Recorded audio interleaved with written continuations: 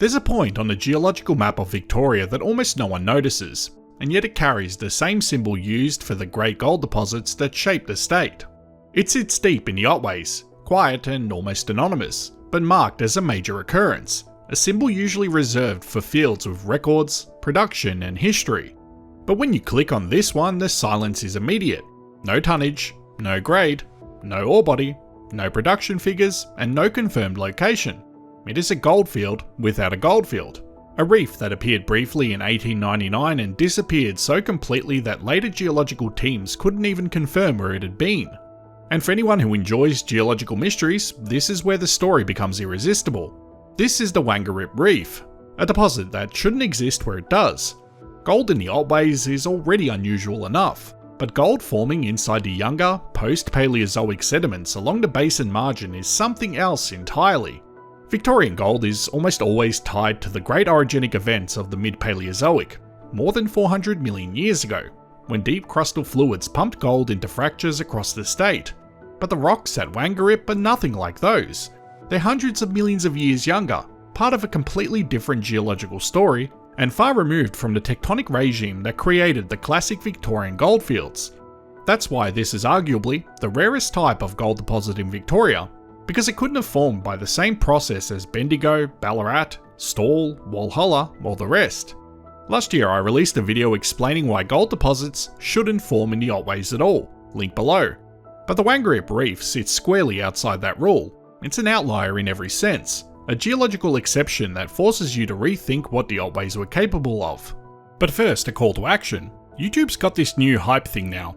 Apparently it boosts the channel harder than likes and comments combined. So if you liked the video and want to genuinely support the channel for free, hit that hype button and let the algorithm know we exist. Thank you so much for your support. In 1899, prospectors reported a quartz vein or dike cutting through these much younger sediments, and when they broke the rock open, they found gold. It wasn't shed from somewhere else, it wasn't reworked, it was there in situ, locked inside a structure that shouldn't exist in rocks this young.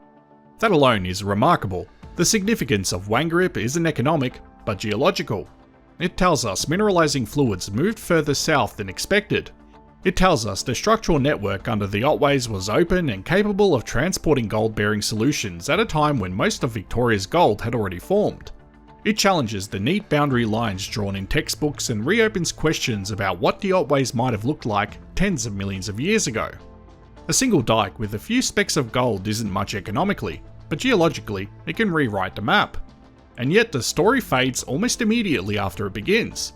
The original miners reported gold, drove a few shallow shafts, and worked the reef just long enough for it to be recognised.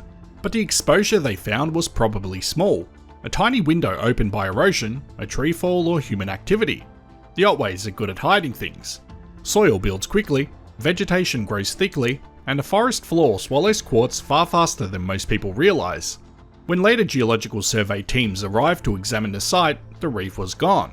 Not mined out, not lost underground, simply hidden beneath the quiet work of time.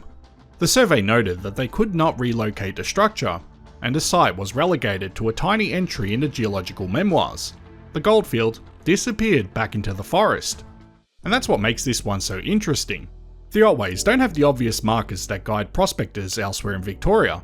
There are no huge dumps of quartz, no exposed reefs stretching across ridgelines, no wide valleys filled with historical sluicing scars. The terrain is steep, wet and aggressive. Streams flush material quickly and do not create stable traps for alluvial gold. Even if Wangerrip shed gold, it would scatter, dilute and vanish downstream. Detectors would struggle too, because the gold was almost certainly fine and disseminated inside quartz rather than concentrated into nuggets. The usual prospecting techniques simply don't apply here. But first, let's cover one additional outlier. There are occasional map notes of tiny modern placid traces in the Otways, like the well-known one at Mount McKenzie. But these aren't deposits, they're just isolated flecks of gold washed into modern soils or creek beds. Wangerrip is different. It's the only documented case in the Otways of gold forming in the rock itself. A true in-situ vein or dike, and that's why it stands alone as the rarest gold occurrence in the entire region. So how did the original discoverers find the Wangerrip Reef? Most likely by noticing the rock itself. In the 1800s, prospectors relied far more on their eyes and knowledge of geology than most people today imagine. A dike exposed on a spur, a pale rib of quartz emerging from the soil, a sudden change in the rock beneath their boots, they recognised those signs instinctively. And when they tested the quartz and saw gold, they opened the ground. Not much of it, by the look of the records, but enough to confirm the presence of the dike. Today, almost nothing remains of that brief flurry of activity. No mullock heaps, no broken quartz, no mapped workings, just a symbol on a map and a note in the geological literature. And yet, the geology beneath the soil hasn't changed. The structural architecture of the region, the fractures that focus the mineralizing fluids, are still there. The dike, if it exists in any exposed patch, will still follow those old lines of weakness. The surface may hide it, but the land hasn't erased the story. What makes this especially compelling is how rare such deposits are. Hard rock gold in younger sediments is almost unheard of in Victoria. Wangerrip doesn't just stand out, it stands alone. That's why GeoVic marks it as a major deposit. The classification isn't about tonnage or production, it's about significance. A single anomaly can shift the way we understand an entire region, and very few people realise that this one is still unresolved. The Geological Survey never found it again. No modern exploration team has revisited it with fresh eyes. No publicly available report describes any serious attempt to confirm or deny its existence since the early 20th century. But before going further, it's important to say something clearly. This video isn't encouraging anyone to head out into the field without the permissions and preparations required for the Otways. Much of the region involves private land, forestry operations, or steep, hazardous terrain.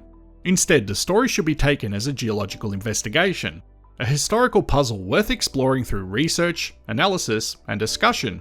If this reef is ever relocated, it will be because someone approached the problem responsibly, thoughtfully, and safely, with access arranged and care taken.